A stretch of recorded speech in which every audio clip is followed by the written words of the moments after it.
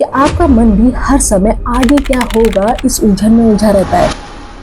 कहीं मैं असफल ना हो जाऊं, पता नहीं जो प्लानिंग मैंने की है वो फ्यूचर में पूरी होंगी भी या नहीं, पता नहीं मेरा फ्यूचर वैसा होगा कि नहीं जैसा मैंने सोचा है। वैसे पता है आपको एक खास बात क्या है, बहुत ही इंटरेस्टिंग। हम जितनी बातों को लेकर परेशान रहते हैं ना कि फ्यूचर में ये होगा, ऐसा तो नहीं हो जाएगा, उनमें से अधिकांश चीजें होती ही नहीं है। और जबकि हम ये बात बहुत अच्छे से जानते हैं, हम अपने पास्ट एक्सपीरियंस से इस बात को समझ चुके हैं कि हमने जिन चीज़ों की चिंता की होती है उनमें से अधिकांश चीज़ें तो हमारे जीवन में हुई भी नहीं है, फिर भी हमारे ब्रेन को ये बार बार सोचने की आदत पड़ जाती है और हम अपने प्रेजेंट को ही बर्बाद करने लगते हैं। पर ऐसा होता क्यों है? क्या हम जन्म से ऐसे होते हैं या फिर हमारा ब्रेन ऐसा बन जाता है? तो बने रहिए इस वीडियो के एंड तक, क्योंकि आज हम इस वीडियो में समझेंगे क्यों कुछ लोगों का दिमाग हमेशा फ्यूचर के बारे में ही सोचता रहता है, क्यों वो अपने फ्यूचर को लेकर इतना परेशान होते हैं और उनकी इस आदत का उनकी मेंटल वेलनेस पर क्या इफेक्ट पड़ता है और इसको कैसे बदला जाए।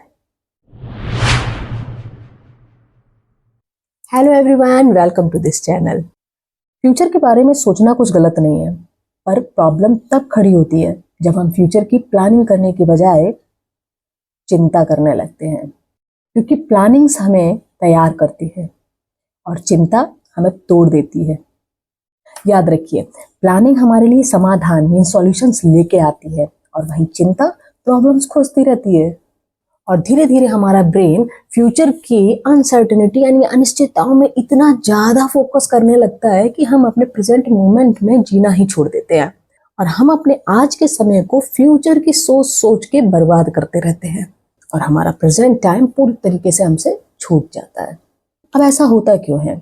अगर हम आयुर्वेदा के अकॉर्डिंग जानने की कोशिश करते हैं तो इस तरह का पैटर्न उन लोगों में ज़्यादा मिलता है जिनमें वात की एनर्जी बहुत ज़्यादा एक्टिव होती है, मीन्स ओवर एक्टिव होती है। वात प्रकृति के जो लोग होते हैं वैसे ये बहुत ज़्यादा क्रिएटिव होते हैं, मीन्स हाईली क्रिएटिव होते हैं, बहुत ज़्यादा कल्पनाशील और दूरदर्शी होते हैं, मीन्स ये इमेजिनरी एंड विजनरी दोनों होते हैं और ये पॉसिबिलिटीज़ को बहुत आसानी से और जल्दी से देख लेते हैं। इनको एक ही बात के लिए कई सारे सॉल्यूशंस नजर आ जाते हैं। बाकी लोग जो एक बात पर सिर्फ एक सॉल्यूशन देख सकते हैं, ये एक ही बात पे कई सारे सॉल्यूशन देख लेते हैं। इसीलिए एक तरह से ये इनकी शक्ति यानी पावर होती है जो औरों से इनको अलग बनाती है। पर यही पावर जब इम्बैलेंस हो जाती है तो जो ये ब्रेन होता है ये सारी पॉसिबिलिटीज को आने वाले खतरे की तरह देखने लगता है। उसे उसमें सॉल्यूशंस नजर ही नहीं आती हैं, बल्कि उससे एक के बाद एक प्रॉब्लम्स नजर आने लगती हैं और ये होता है क्योंकि एनर्जी इम्बैलेंस हो रही है। और वहीं अगर हम इसे modern science means neuro science के बेस पर समझने की कोशिश करते हैं तो वो इसे न्यूरोप्लास्टिसिटी के जरिए समझाने की कोशिश करते हैं। ये उस तरीके से इसको देखते हैं। अकॉर्डिंग टू न्यूरोप्लास्टिसिटी, हम जिस सोच को यानी जिस थॉट को बार बार रिपीट करते हैं, हमारा ब्रेन उसी दिशा में मींस उसी डायरेक्शन में न्यूरल पाथवेज को स्ट्रॉन्ग कर देता है, मजबूत बना देता है। इसको ऐसे समझिए, अगर कोई पर्सन डेली बहुत ज़्यादा फ्यूचर की चिंता करता है, मतलब हर टाइम वो भविष्य के बारे में ही सोचता रहता है, तो चिंता उसका डिफॉल्ट पैटर्न बन जाता है। वो इससे भाग नहीं सकता, वो ना चाहते हुए भी प्रेजेंट में ना रह के बार बार फ्यूचर में ही जाएगा। वो अपने सारे काम करते हुए भी अपने दिमाग को बस भविष्य की चिंता में ही डुबोए रहेगा, जिसकी वजह से उसका प्रेजेंट का जो काम की जो क्वालिटी है वो भी बेकार होती है और उसका मेंटल वेलनेस भी खराब हो जाता है। तो अब इसके लिए क्या करें? ब्रेन रिवायरिंग करें। पर ब्रेन रिवायरिंग की शुरुआत कैसे करनी चाहिए है? क्या ये इतना इजी है? हाँ जी, बिल्कुल इजी है। तो चलिए सबसे पहले हम जानते हैं पहले हमें क्या करना है। सबसे पहले अपने दिमाग को एक मैसेज देना शुरू कर दीजिए आज से कि मैं प्रेजेंट में रह रहा हूँ या रह रही हूँ। मुझे भविष्य से अपने मन को हर बार प्रेजेंट में लेके आना है। अब उसके लिए आपको करना क्या होगा? याद रखिए, जब भी आपको फ्यूचर की चिंता होने लगे तो अपने आप से क्वेश्चन करिए, अभी इसी क्षण प्रेजेंट में क्या मैं सुरक्षित हूं? याद रखिए, मोस्ट ऑफ द टाइम आपके अंदर से आवाज आई कि हाँ, मैं जो भी चिंता कर रहा हूं या कर रही हूं वो तो फ्यूचर का है, अभी तो मैं सुरक्षित ही हूं। और जब आप ऐसा प्रश्न हर बार करेंगे तो आपका ब्रेन जो है, जो कल्पना में खोया हुआ है, जो एक इमेजिन कर रहा है फ्यूचर को, वो फ्यूचर से लौट कर प्रेजेंट में वापस आ जाएगा। चिंता और योजना में अंतर करना सीखिए। जब भी आपको किसी फ्यूचर की किसी बात को लेकर चिंता होने लगे, मान लो अभी आप कोई काम कर रहे हो और अचानक से उसी काम की वजह से आपको फ्यूचर में कोई डर सताने लगे कि मैं ये सही तो कर रहा हूँ, कुछ गलत तो नहीं है, ऐसा कुछ भी डर अगर सताता है तो आप एक कागज लो, सबसे पहले उस पर लिखिए मेरी चिंता क्या है। दूसरा, क्या ये अभी हो रही है? तो डेफिनेटली आपको चिंता हो रही है, तो अभी हो रही होगी, तो आपका आंसर होगा हाँ। तो क्या मैं इसके लिए अभी कोई कदम उठा सकती हूँ या उठा सकता हूँ? और यदि आंसर हाँ है तो तुरंत की तुरंत वहीं पर योजना बनाइए कि अब इस चिंता से निपटने के लिए मुझे क्या क्या करना होगा। विश्वास करिए, आपको वहीं के वहीं अपने प्रॉब्लम का सॉल्यूशन मिलना शुरू हो जाएगा। क्योंकि हम जब सोचते रहते हैं तो परेशान होते हैं, लेकिन जब हम योजना बनाने लगते हैं ना तो हम इतने रिलैक्स हो जाते हैं, क्योंकि हम उन योजनाओं पे काम करना शुरू कर देते हैं, हम वापस से प्रेजेंट में लौट आते हैं। और अगर आंसर आता है नहीं, मीन्स मान लो आपको चिंता नहीं हो रही, बस आपका माइंड है वो बार बार बस फ्यूचर में चला ही जा रहा है, चिंता जैसा कुछ भी नहीं है, तो फिर चिंता करना छोड़ दीजिए, उस चीज को सोचना छोड़ दीजिए और अपने काम पर ध्यान दीजिए। अपने ब्रेन को सेफ्टी का अनुभव कराइए। याद रखिए, जो भी ब्रेन बहुत ज्यादा चिंता में रहता है ना, उसे सकारात्मक सोच की नहीं, सुरक्षा की जरूरत होती है। तो आप सुरक्षा कैसे दी जाए?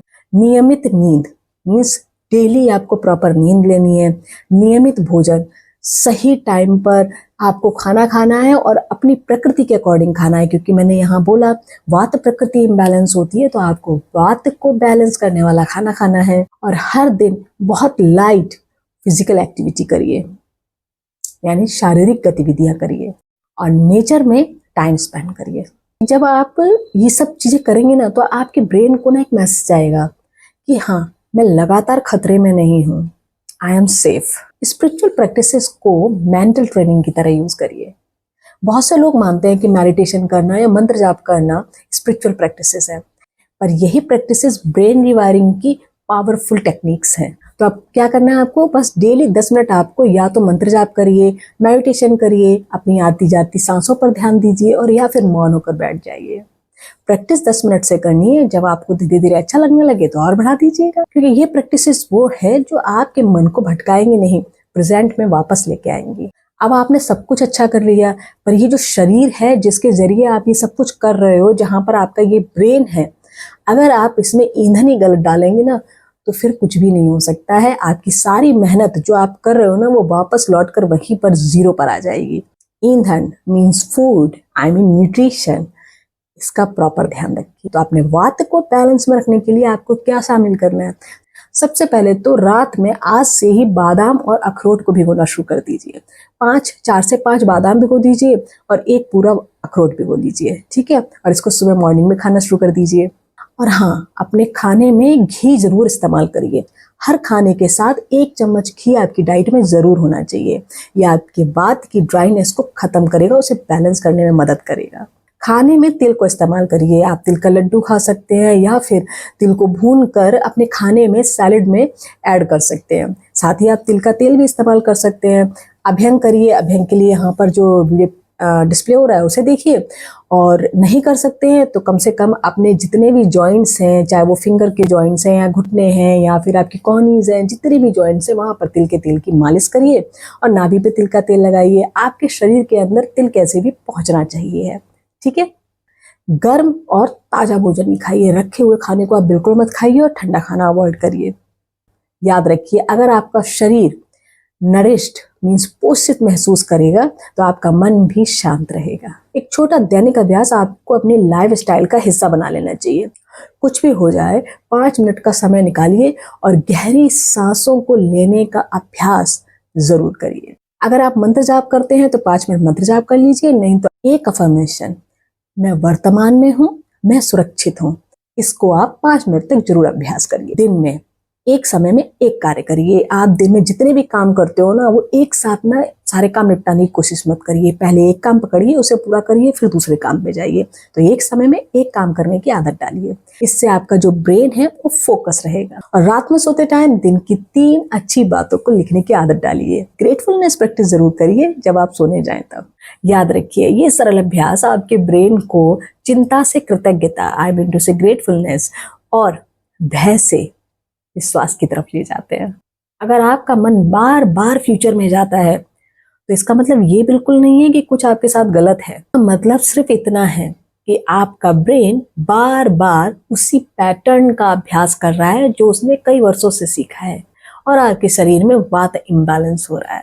तो वात को बैलेंस करने के लिए अपनी डाइट और न्यूट्रिशन को संभालिए, और बार बार ब्रेन जिन बातों की तरफ भाग रहा है उनको बदलने के लिए न्यूरोप्लास्टिसिटी का सहारा लीजिए। अच्छी बात यह है कि जो भी सीखा गया है उसे बदला जा सकता है। स्पिरिचुअलिटी हमें प्रेजेंट में लौटना सिखाती है। न्यूरोप्लास्टिसिटी हमें बताती है कि ब्रेन को बदला जा सकता है, और सही डाइट, आई मीन टू से सही न्यूट्रिशन, सही पोषण इस चेंज को, जो ये परिवर्तन है, इसको लगातार बनाए रखने में मदद करती है। याद रखिए, मेंटल पीस हमें भविष्य को नियंत्रित करने से नहीं मिलती, बल्कि वर्तमान से जुड़ने से मिलती है। तो आज के लिए इतना ही, मिलते हैं अगली वीडियो में। अगर आज से रिलेटेड कोई भी क्वेरी है तो आप कमेंट सेक्शन में लिख दीजिएगा, ओके। और अगर आप मेंटल वेलनेस को सीखना चाहते हैं तो जो नंबर डिस्प्ले हो रहा है उस पर व्हाट्सएप मैसेज करके क्वेरी कर सकते हैं, okay. So take care, God bless you, see you in the next video, bye, नमस्ते, थैंक यू।